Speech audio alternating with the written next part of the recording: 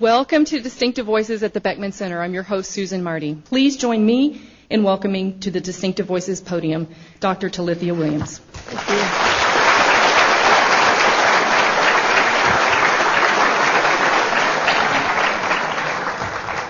Thank you so much.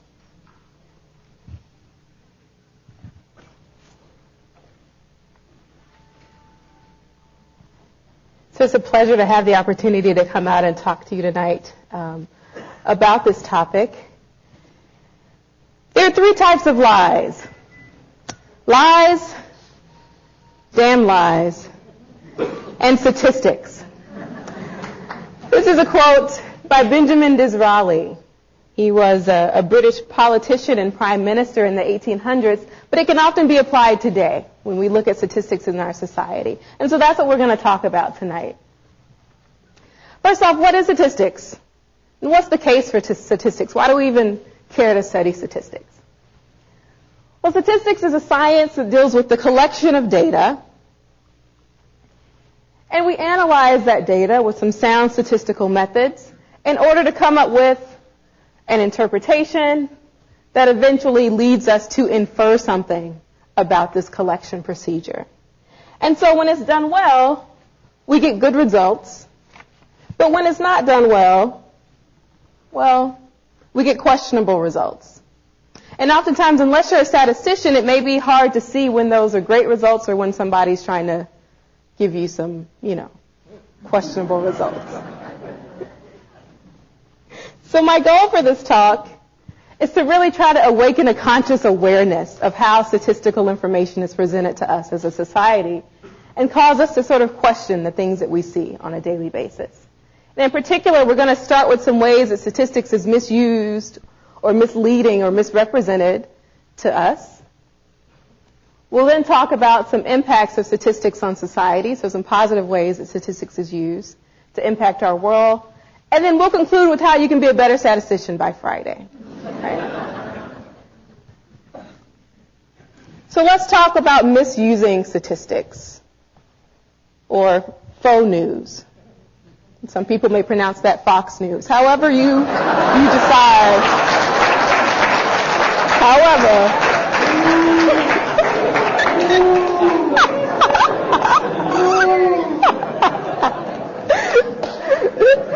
Let's watch a clip from Fox News. Cataract is helping Sarah Palin. Her book tour has met new support. A new opinion dynamics poll for 2012 shows her on top. So let's see what that clip actually looked like. So let's go to that graph. Palin was on top, 70%, followed by Huckabee, 63%, followed by Romney, 60%.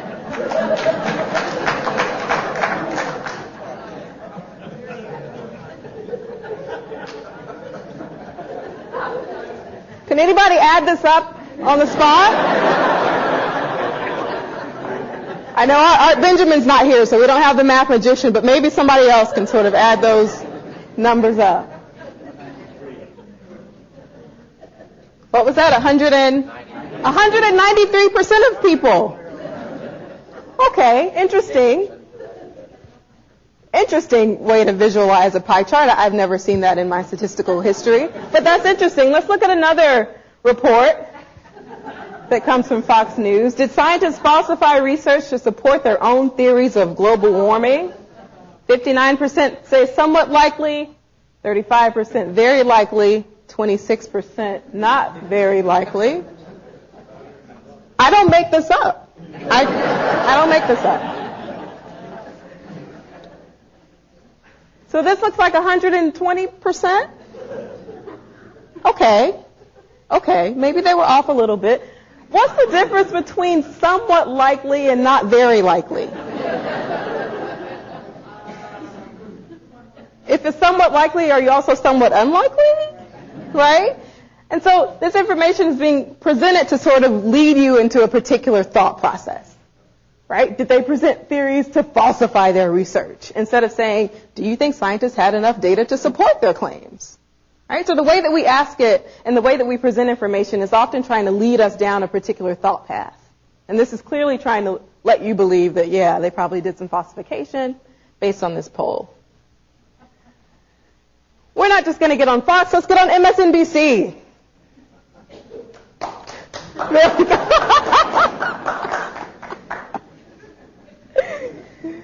MSNBC showed the Dow since Election Day. All right, and these are two different charts that they had on two of their shows.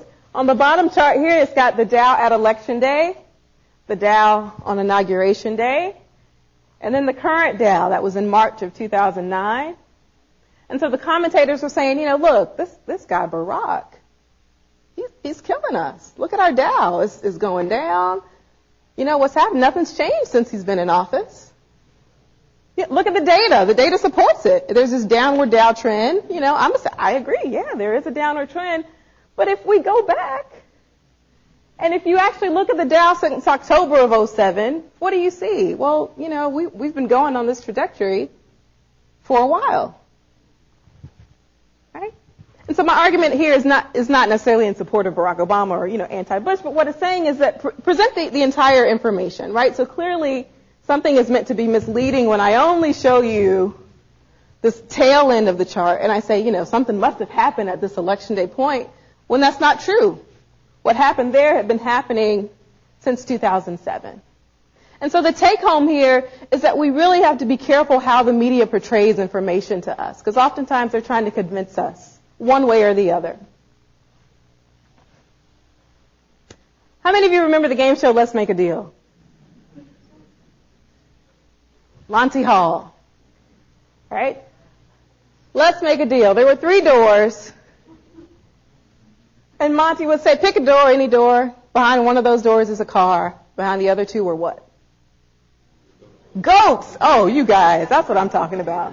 Yeah. Watch some game shows back in the day. So let's say we want to play Let's Make a Deal, and we pick a door, say door number 2.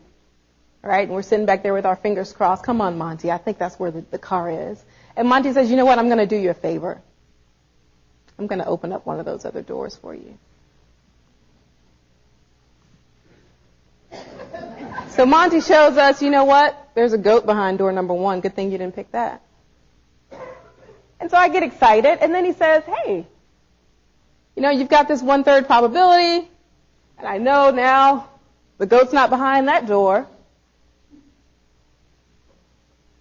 And he comes over and he says, hey, do you want to switch, or do you want to keep your door? What do? Switch, keep the door. How many of you would keep your door? Yeah, that's what I'm talking about. How many of you would switch? Okay, a couple people. Well, your decision may be based on the fact, you know, do you believe that now there's a 50-50 chance that you might win? So scenario number 1, or maybe you believe that there's actually 2/3 chance that the car is behind the other door and still only 1/3 that it's behind your door. All right, so scenario number 1 or 2, 50-50 chance, 1/3, 2/3 chance. 1 or 2, hold your hand up high. Which one are you? Give me a 1 or 2, 1 or 2, 1 or 2. Okay, I see some 1s, I see some 2s, I see a hand, which means maybe I don't know.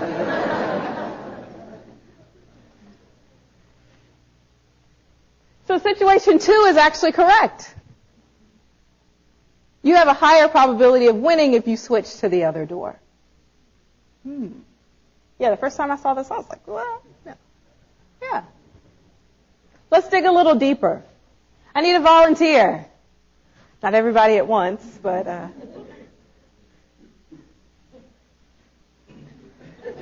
have all night, so, you know. Come on up. Thank you for volunteering. Give her a round of applause.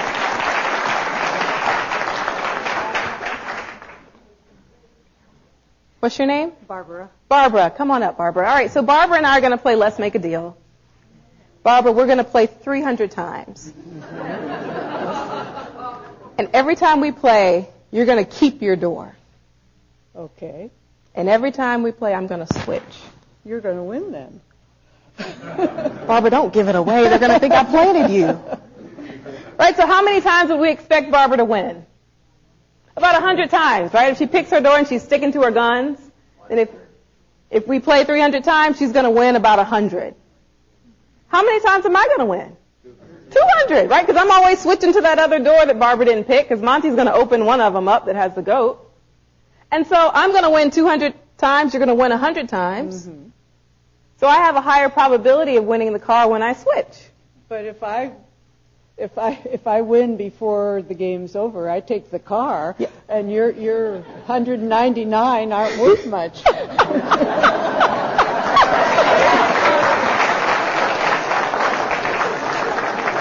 We're going to win 300 cars, Barbara. Oh, okay. 300 cars. But you're right. If you want, I need you still, Barbara. Let's play a game of cards. We're going to take this to another level. I'm going to ask you to pick out of this cards the Ace of Hearts. Don't look at it and don't show the audience. All right, hide it. Very good. What's your probability of picking that? We've got 52 cards here. What's the chances that 1 out of 52? Okay? So I'm Monty Hall. I know where the ace is. I'm going to do you a favor, Barbara. I'm going to show you some cards. I'm going to open some doors for you. I'm going to show you all these cards that you didn't pick. These spades and clubs. And I'm going to put those to the side. Okay? So I've taken those out, and now we've got some other cards here. And I'll do you a bigger favor. You know what? I'll take all these out, and I'll show you that the ace isn't in any of those. All right? We've got all the diamonds, hearts. We've got an ace of diamonds. So I'm going to open all those doors and put them away. And so I've got 2 cards left here.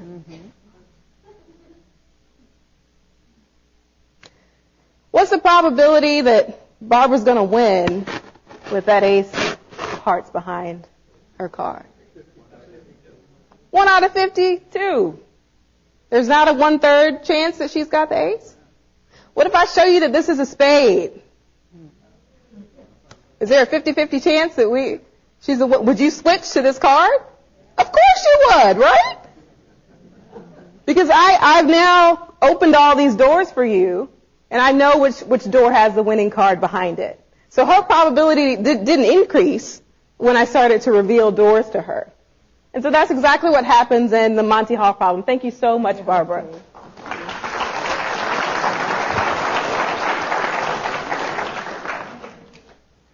So here the takeaway is that the statistics isn't necessarily telling us where the prize is, it's just telling us where a higher probability may lie. Right? Because there's also a chance that, Barbara's going to win 100 times, right? You may actually pick that door. Let's look at how statistics can be misread, and with regard to cancer screening. So let's say you have a loved one and you take her in to get a pap smear. Not a pleasant experience, but a necessary experience. And so in the U.S., about 8 out of 100,000 women have cervical cancer. And so the probability of having this cancer, 0.00008. The probability of not having this cancer would be the other 99,992 people out of 100,000. And so for women who have this cancer, there's actually a 16% false negative rate. So that means that 16% of the time, I'm going to get a negative test result even though I have cancer. Right? A false negative. 1 minus that tells us the probability that I get a positive test result given that I actually have cancer. So if I have cancer, the test is going to tell me that 84% of the time. It's going to tell me that correctly when I have cancer. For women that don't have cancer, there's a 19% false positive rate. Seems pretty high, right? But it's true. So if I go in and I don't have the cancer, there's a 19% probability that the test is going to tell me that I do. 1 minus that is the probability that we get a negative test result when in fact we don't have the cancer. So 81% of the time is going to tell us that we don't have the cancer when in fact we don't. So that's what we would want. But when you go in to get a pap smear and you get tested for cervical cancer, what do you want to know? Do I have it? Right? If I get a positive test result, my question is, well, doctor, do I have it or not? Right? So what's the probability that I actually have cancer given that I've gotten back a positive test result? And so in statistics, we can actually calculate that using what we call Bayes' rule. And Bayes' rule works like the following. The probability that I have cancer, given that I get a positive test result, is equal to the probability that I have that the test is positive, given that I have cancer, times the probability of having cancer, all divided by the probability of the test being positive. And so we can go in, the probability of the test being positive, well, we now have to sum over we have to condition this probability on whether or not we have cancer or we don't have cancer, the law of total probability. And we plug in the numbers that we got, and we get this really small number. So what does that mean? Well, that means that for every 1 million positive pap smears, only 354 of them represent actual true cases of cervical cancer. And why is that the case? Because this seems to be ineffective. But it's the case because so few women actually have cervical cancer, so the prevalence is very low, and the test error rates are actually pretty high, right? 16 and 19%.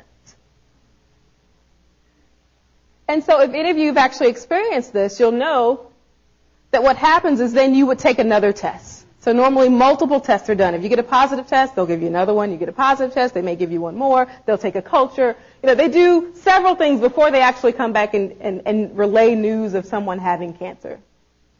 Okay? And not only is this meant to be thorough, they have to do it because the statistics behind it don't justify that one test being accurate. So as we take more and more tests, and if you get more and more positive results, then you can back up the assertion that you do or even don't have cancer if you start to get negative results. Right? So that's the take home. Statistics helps to guide us to certainty in this case. Let's look at ways that statistics is misinterpreted. Simpson's paradox. How many of you remember the UC Berkeley case in 1973?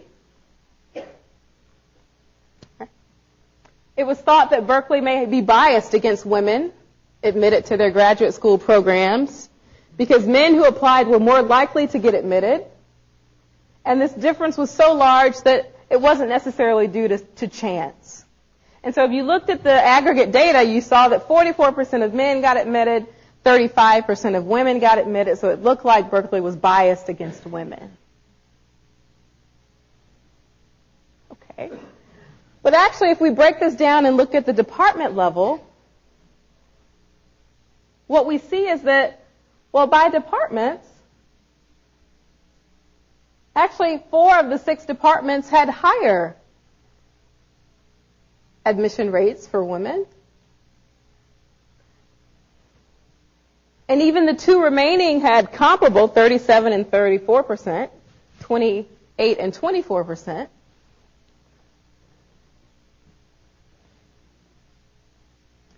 But what you'll notice, too, is that women tended to apply Department E.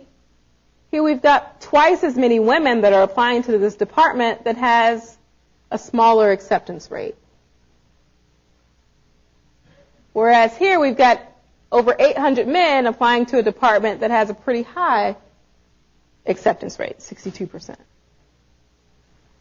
And so what the study found was that women tended to apply to more competitive departments that had lower rates of admission, like English. Whereas men applied to less competitive departments, but the admissions rates were higher.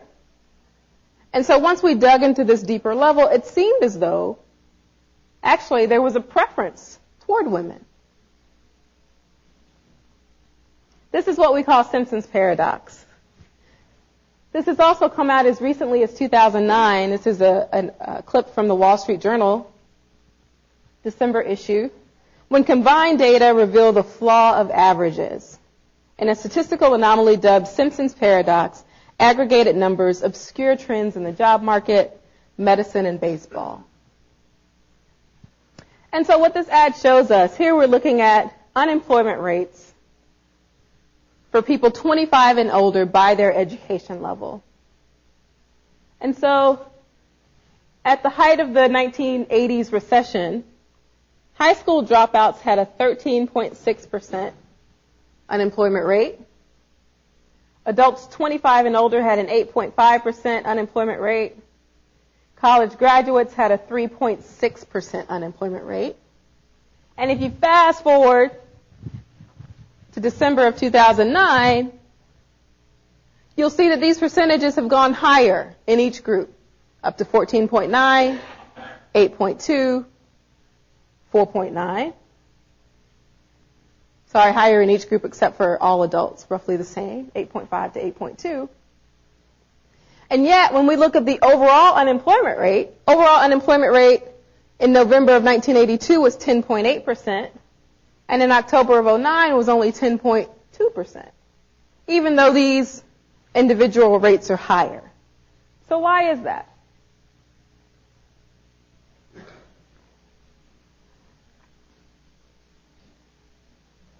Well, what happened in 1982, we had a large segment of population that was in this high school dropout group.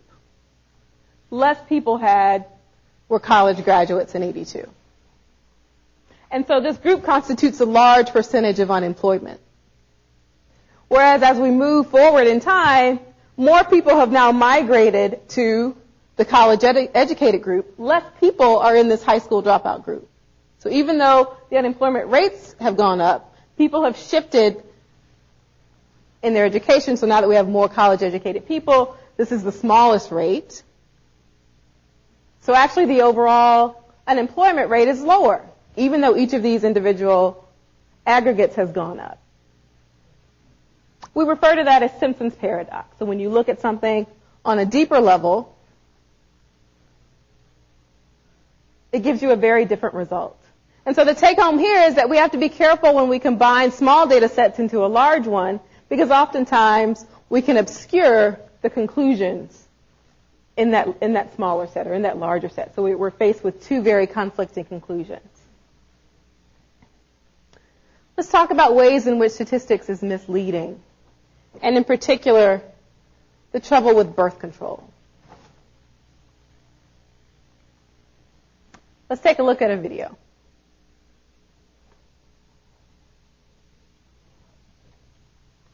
Seriously, right. Wow, look who's here. I know, this time last month, I'd never have made it. But my doctor gave me a birth control pill called Yaz. I told her how I was an emotional wreck a week or so before my period. I thought I had PMS, so I tracked my symptoms, and my doctor told me that's not PMS, that's PMDD. Unlike PMS, symptoms of PMDD are severe enough to actually interfere with your life. It's on the Yaz website. DRSP is a different kind of hormone that may increase potassium, so you shouldn't take Yaz if you have kidney, liver, or adrenal disease because this could cause serious heart and health problems. Tell your doctor if you're on daily long-term treatment for a chronic condition like cardiovascular disease or chronic inflammatory disease. The pill does not protect against HIV or STDs. Serious risks include blood clots, stroke, and heart attacks, so women, especially over 35, shouldn't smoke because it increases these risks. Wow, you really know your stuff. I didn't go to medical school for nothing. Show off. Seriously, track your symptoms, talk to your doctor, and ask if Yaz is right for you. Wow. A lot of information there with that doctor dramatization. So Yaz came out in 2006, and it quickly became America's #1 birth control pill. It was something entirely new to the history of birth control because Yaz was claiming to be marketed for multiple purposes. And so Bayer promoted it heavily as going sort of beyond birth control with this new Yaz. Let's take a look at another video that they did. All birth control pills are 99% effective and can give you shorter, lighter periods. But there's one pill that goes beyond the rest. It's Yaz, the pill more and more women are turning to. Yaz is the only birth control proven to treat the emotional and physical premenstrual symptoms that are severe enough to impact your life. And it also helps keep skin clear. Yaz contains a different kind of hormone that may increase potassium, so you shouldn't take Yaz if you have kidney, liver, or adrenal disease because this could cause serious heart and health problems. Tell your doctor if you're on daily long-term treatment for a chronic condition like cardiovascular disease or chronic inflammatory disease. The pill does not protect against HIV or STDs. Serious risks include blood clots, stroke, and heart attack, so women, especially over 35, shouldn't smoke because it increases these risks. Talk to your healthcare professional and find out if Yaz is right for you. All right. So this TV ad is saying that all birth controls are 99% effective, but there's one pill that sort of goes beyond the rest. And so on screen you see these balloons floating up, and fatigue, and acne, and stress, and irritability, and anxiousness.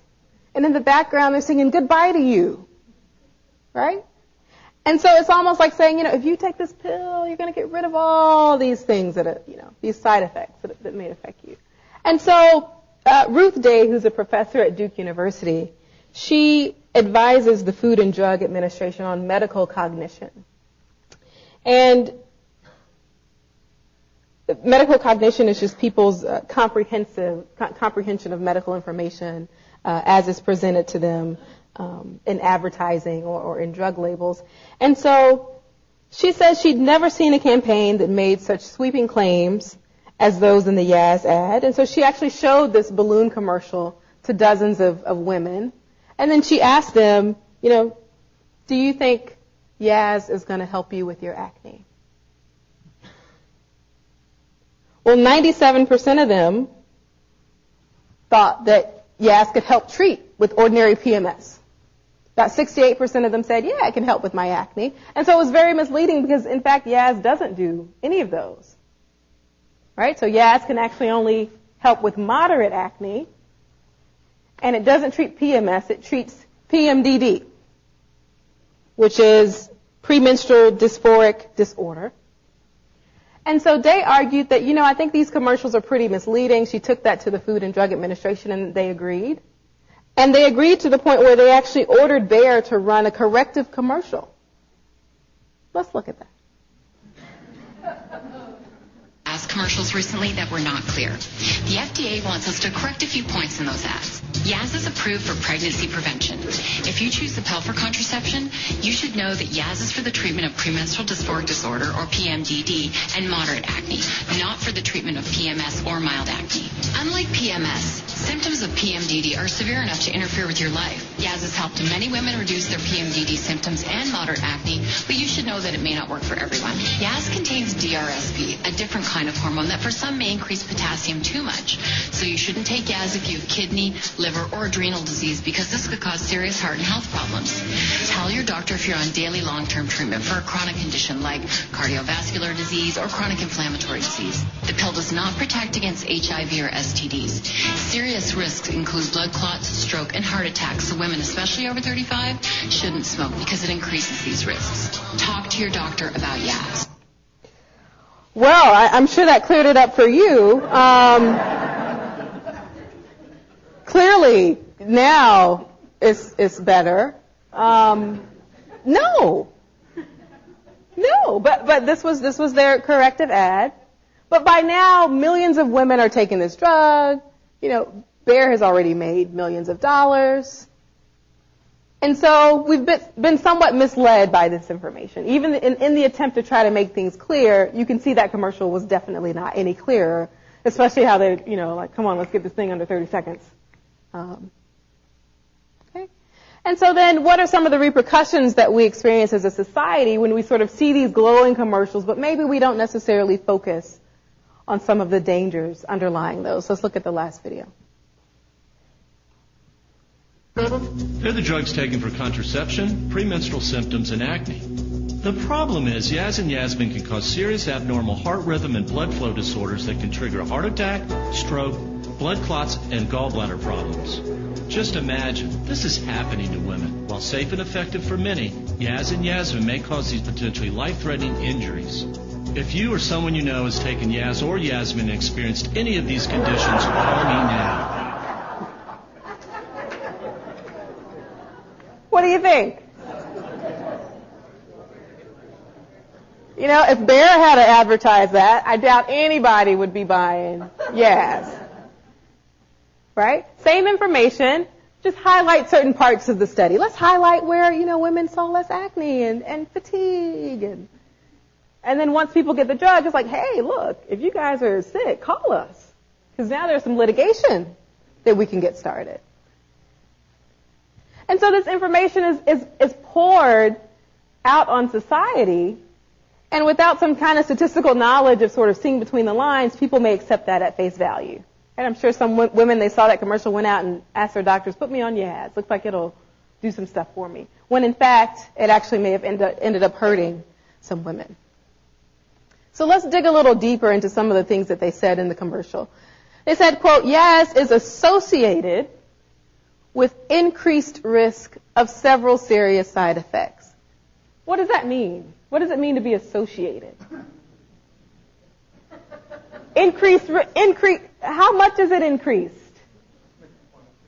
Let's make it quantitative. This doesn't tell me anything other than, higher than it was before, which I don't know what it was, of several side effects, including blood clot, stroke, and heart attack. Okay, you say several and you list 3. I want to know what all of them are. Women, especially those 35 and older, are strongly advised not to smoke because it increases these risks. It increases the increased risk? And if I'm under 35, am I safe?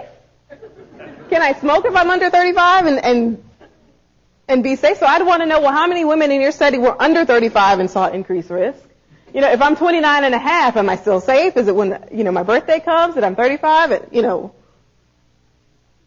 Right? What is this magical age of 35? All of a sudden now my risks are increased, but 34 and 363 days, boy, I'm going to smoke a pack a day. In addition, Yaz contains a different kind of hormone. Different how? That for some, how many is some, may increase potassium too much. What's too much potassium? And how many is some? And why do you have to have this different hormone? This was in the commercial, right? Just very vague, nothing quantitative. And I'm not, anti-Yaz, but all birth control or all drug commercials sort of give you this very vague information. For some people die, but it's okay. You probably won't. Just take it. You'll be fine. You'll be fine. And so Bayer is doing a post-market survey of Yaz. Post-market, meaning after that is now that it's been on the market, we're going to see what women are experiencing. This is actually common. So post-market survey, this is an observational study on Yaz. They want to measure adverse event collection, contraception, drug compliance, and release of PMDD or acne.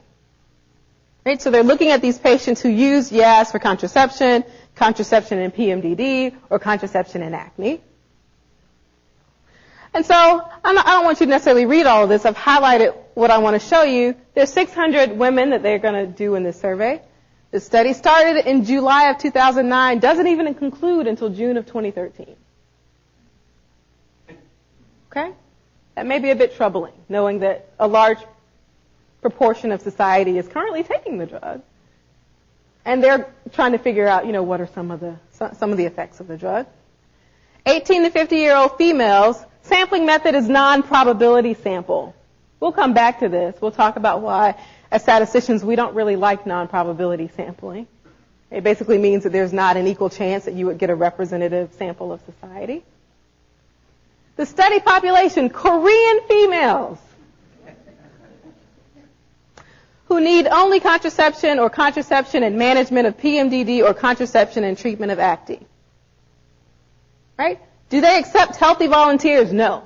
So unless you come in and say you want acne, you want treatment for acne or PMDD or you want contraception, I can't just walk in off the street and say, hey, I just want to try your drug and see how it affects my body. No. You need to come in and want to try our drug, and then we'll put you in this study. Okay? In Korea, by the Korean Food and Drug Administration. Okay? I have no idea how they are similar or different from the FDA. I don't know what their standards are, but this is where the study is being conducted on 600 Korean women. Okay. So let's go back to this non-probability sample. Why is this troubling? Well, it's troubling because with non-probability sampling, now we're sort of selecting people based on convenience, right? Who's close by, who volunteers, right? We don't know what proportion of the population is not represented in our sample.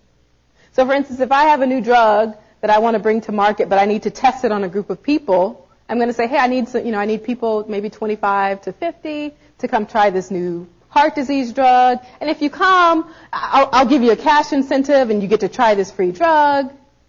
And so there's a certain group of society that you may get. You may get people who don't have access to health care or who need money. And so then your cohort is now going to be built up of sort of people that are responding to your need, right? Some wealthy American, Bill Gates isn't necessarily going to volunteer to come be a part of my new drug study. And so we've sort of excluded a population of people, but yet once I conclude this study, I'm going to apply it to the population in general. Okay? The researcher uses whatever individuals are available rather than selecting broadly from the population.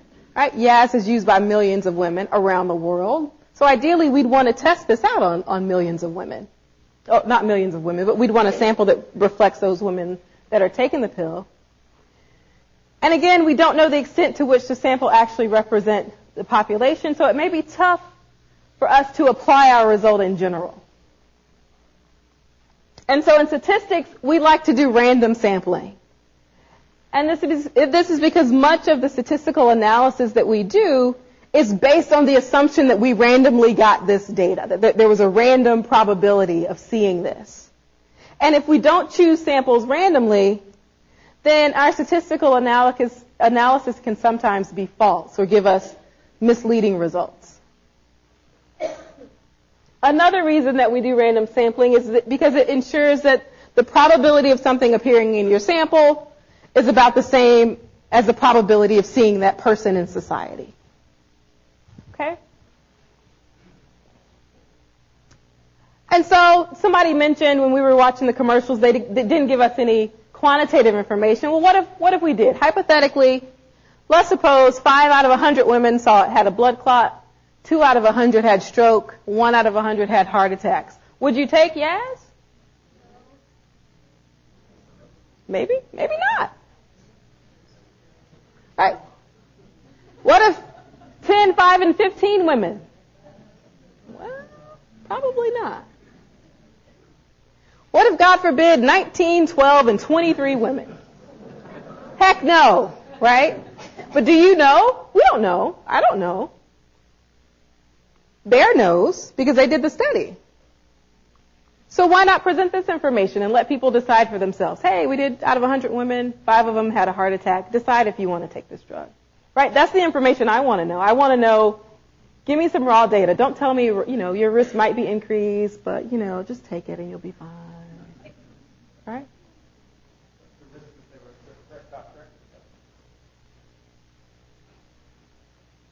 Right? The commercials claim it's 99% effective.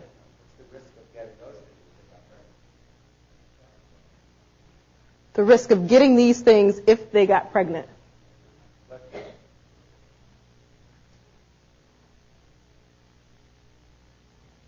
I didn't quite understand your question, but okay. Right? So since we don't know this actual data, it's difficult to determine when we would actually take the risk. And this is not just for any drug. There's side effects to any drug that we take. But often we want to know at what point would we decide to take a chance with that drug. Yes, sir.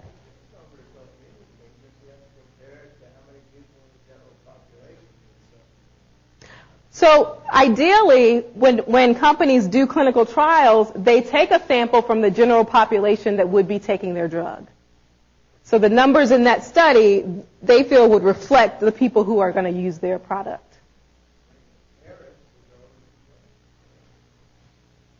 Right. So in that case, you have a control study and a case and control. So you have people who you give the drug to, people who you don't give the drug to. You want to see if there's a difference. Absolutely. Okay? So the take-home message here is when you take a drug, there's a probable outcome that you might experience a beneficial side effect. You may get reduced acne. There's also some probable outcome that you might see a negative side effect, say a blood clot that might lead to a heart attack. But the issue is that no quantitative measure is given with regard to these outcomes. So then it's difficult for us to make an informed decision when we don't really know the quantitative measure with regard to those. Okay? That's where the deception lies with regards to statistical deceptions. Yes, sir, you have a question. I was going to say, if the outcome that you desire was to have a 99% effective contraception, why in the world would you change to this drug when it complicates achieving that result? That's an excellent question. Excellent question. Right, so for some people, maybe the 99% effectiveness is going to outweigh the chance that they might get a heart attack or a blood clot. Right, but once you have a heart attack, 100% of you has had a heart attack, right? There's not like a 10% that had a heart attack. So these are things that you have to weigh when you decide to use any drug. Weigh what's the chances that I get that. Is there another alternative to even using the drug, right? So let's close with the impact. Yes, sir.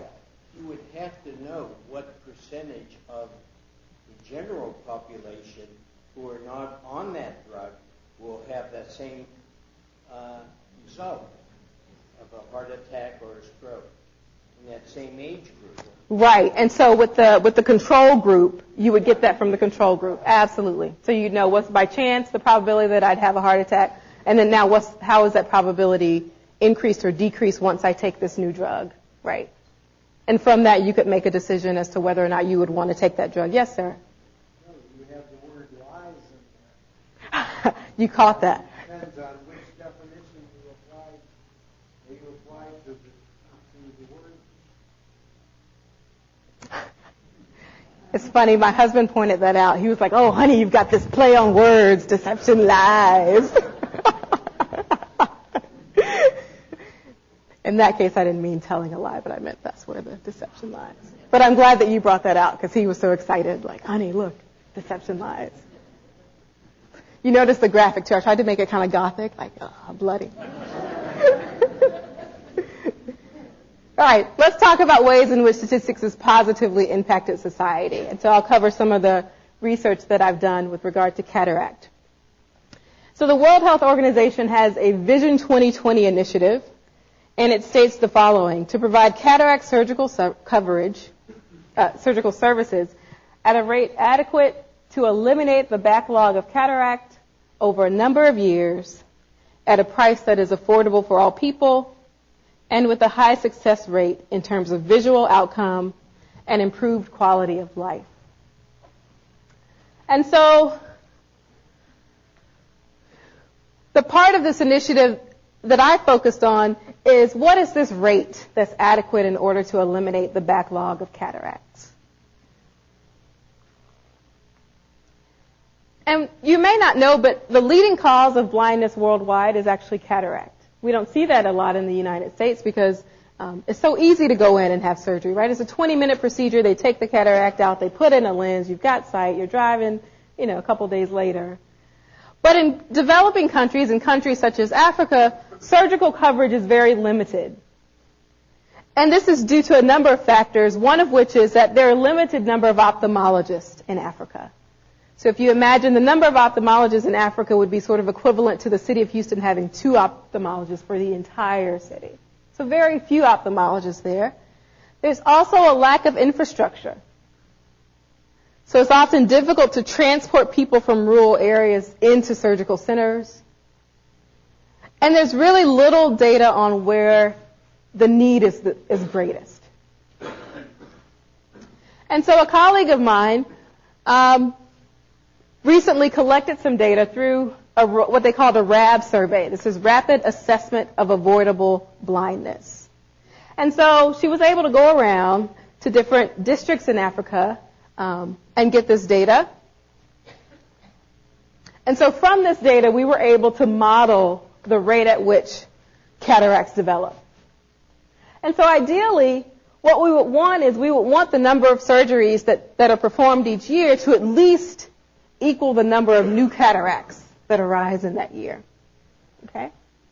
And why is this important? Well, this data collection is important because that's now how we go about changing policy, getting more resources. If we can argue that we've got so many people in this particular area that need surgical coverage, now we can maybe go after funding organizations to donate and contribute toward this cause. We can statistically show people results instead of just saying, please come, we need more surgeries, So now we sort of know where to target those resources.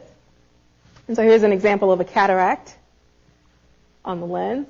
And so we want to operate on the number of new surgeries per year. But how do we know that? Right? So how would we go about determining the rate at which cataracts develop in a society? Well, two ways.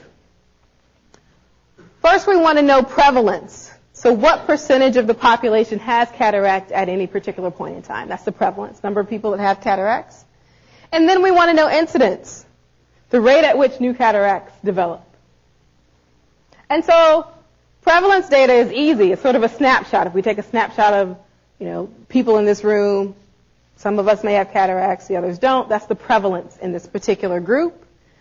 To determine incidence, well, that's a little more complicated. So we need to sort of, all of us meet again a year from now and then sort of see who has cataracts. And then a year from now, and I'd have to come give a talk every year, and then we'd have to do a visual acuity exam outside, to determine, how many of us have developed cataracts in that time. And as you can imagine, in countries like Africa, that's difficult to do, right? We're happy to get a prevalence estimate. It's rare that we're going to get the same group of people or even be able to follow up with people a year or 2 or 5 years later. And so the question becomes, well, can we use this prevalence data, this one-time snapshot, and can we somehow determine a rate at which people develop the disease over time based on just this one snapshot of data? And so that's what my work was, and that's what we did. So me and some students of mine, we came up with this model to estimate incidence from prevalence data. And again, we want to operate on cataracts at least as fast as they develop. This data collection process was tedious. And so they took a random sample, and from those they would choose randomly houses to go and test people for cataracts. So this was a team of people that went out to determine cataracts. So for instance, you see some little huts here at the bottom, and then there are a couple huts going up the mountain. It just so happened that they randomly selected a hut that was on the top of the mountain. And they trucked the entire team up there to get data, collect data from people in this household. Although there was this sort of grouping of houses, it's easy to say, look, let's just stay here and test everybody. We can get more data. Okay? Statistically speaking, in order for these results to be impactful, we need to do this honestly. So we need to randomly go through and select and actually go to these houses. Some days they may have only gotten to 2 houses. Right? So imagine you're trucking through Zambia with a team where you want to check visual acuity. You go in, you say, hi, I'm an ophthalmologist. Can you give me everybody in your house 50 and older? If you just bring them outside, we're going to do this visual acuity test for cataracts. And people are kind of like, what? Well, come on in, come sit down. And, they want to feed you and give you something to drink, and they want to get to know you, before they send great Aunt Susie out the door with you for this visual acuity test. So sometimes they would only get to 2 houses in a day, right? Just because, people are kind of skeptical. They don't want to just, send all of their elders out the door with you, to look at a sheet of paper taped to a tree. And so here's the team.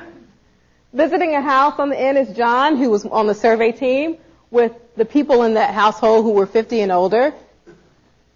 The bottom right, you see them giving a visual acuity exam. And so there were randomly chosen houses in a district, given a visual acuity test if they were 50 and older, and they had to get the ages of the individuals. So believe it or not, the hardest thing to do was get people's ages. They didn't know. In Africa, you live to get over 50, you're an elder.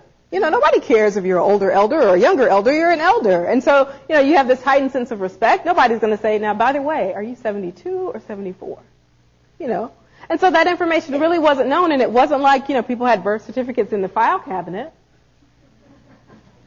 And so often, in order to get ages, they would have to ask them, well, how old were you during the revolution?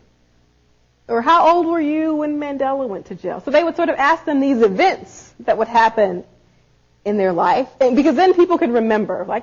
Everybody probably remembers, what you were doing the day Kennedy.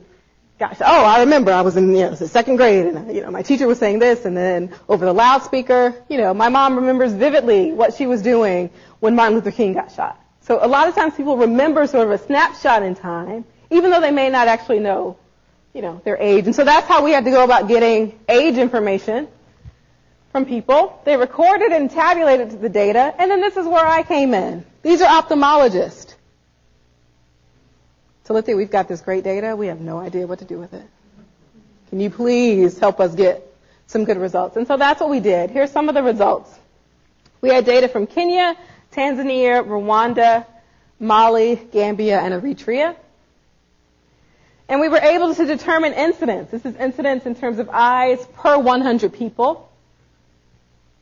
So here we're saying there are about 2 eyes, roughly 2 plus or minus. Those are confidence interval bounds are there. Notice in Mali, Gambia, and Eritrea, they have a higher rate of incidence. And so then one research question that we posed, well, it looks as though some of these regions are behaving similarly, and other groups have a higher incidence. So perhaps the rate at which people develop cataract, there may be some commonality in that rate. And actually, when you look at a map of Africa, the blue region is here, and then data from the red region came from this area. And so we thought, well, maybe there was some similarity into the way in which people develop cataract. And so we combined those data sets, plotted incidence, and that's what we saw. There was sort of a separation between the blue and the red countries in terms of the rate at which cataracts develop over time. And so this was great results, great to the point where we actually went to Africa and presented it to our team there. Right, so this is me, Susan and her husband.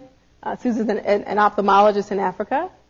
And so now we're currently working to get resources there. So now that we have the data, we've written a paper to show some of the results that we came up with so that they can now use this as ammunition to get funds so that they can increase the resource allocation in Africa. So the take home, how can you be a better statistician by Friday? Right? 48 hours, some things that you can do.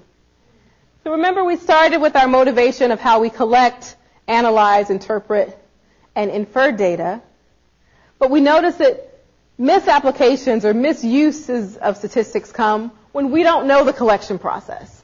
Right? Sometimes we don't know that. We may not be privy to the analysis or the interpretation, but we get bombarded with the inference. Right? And the way that you can be a better statistician is to start to sort of understand these other areas that have been clouded. How can you do that tangibly? Question everything that you see. Who says so? And how do they know? And where did they get the data from? Okay? So I'm almost telling you, in a sense, to become a skeptic of what you see. When you see a chart, hey, take it with a grain of salt until you can really figure out, is that information true? Just because you see it on the news or read it in the paper doesn't necessarily make it the truth. Lastly, have a conversation with your doctor. They tell you to do this in the commercials, but have a real conversation. When we go in to buy a car, you don't go in blindly and say, hey, salesman, how are you? I kind of think I need a car. Tell me what you think, and how much do you think I should pay for it? And, no, you go home and you go to Kelly's Blue Book and you print it out and you say, I'm not paying more than this amount. Right? You've done all this prior work before you go in to buy a car. And yet we meet with our doctor and we say, well, you're the expert. Tell me what you think. Right? When we have a resource, we can go online and Google drugs and say, what list the side effects and sit down and say, look, doctor, I see here are 8 side effects associated with this medication. Did you know high blood pressure runs in my family? Maybe is there something else, some other drug comparable that you can give me that doesn't have high blood pressure? So we have to do our research, right? We can't just depend on other people, to know and take into account our needs. So that's the challenge. Have a conversation with your doctor. Check the backgrounds on drugs that you may currently be taking. Maybe you're taking 2 things that conflict. Your doctor may not know that. Maybe 2 different doctors have prescribed you medications that disagree with each other. Ask tough questions. How many cases have you seen? Right? How many women have come to you and said they had blood clots? Because oftentimes people have come to them. But that's not something that, hey, here's this drug. By the way, I've seen 10 people that have had a heart attack, but, Right? So ask, what have they seen? Look up the clinical trials. You can go to clinicaltrials.gov and see the clinical trials that are being conducted. Right? That's where I got that information from on Yaz. So you can see what's being done. And it's important that we try to gain a more objective opinion of how this information is presented to you. Darrell Huff has a book, How to Lie with Statistics. And so this was actually, this book came out in 1954. And it's still one of the top-selling statistics books. And so H.G. Wells once said, statistical thinking will one day be as necessary for efficient citizenship as the ability to read and write. And so my hope is that this talk has now empowered you to become a better statistician by Friday and to begin to discern when you're being presented with lies, damn lies, or in fact objective statistics. Thank you.